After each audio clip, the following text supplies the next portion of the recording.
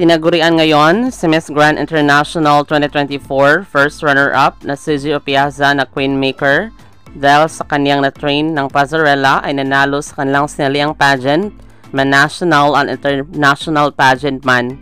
Matatandaan na mayroon siyang pagsasanay with Sarunrat ng Thailand ng Pasarela na kung saan nanalo sa Miss Grand Thailand 2025.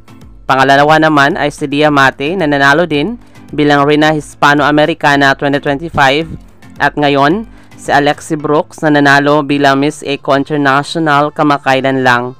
Congratulations si Gio Piazza at sa mga nanalo na na-train mo.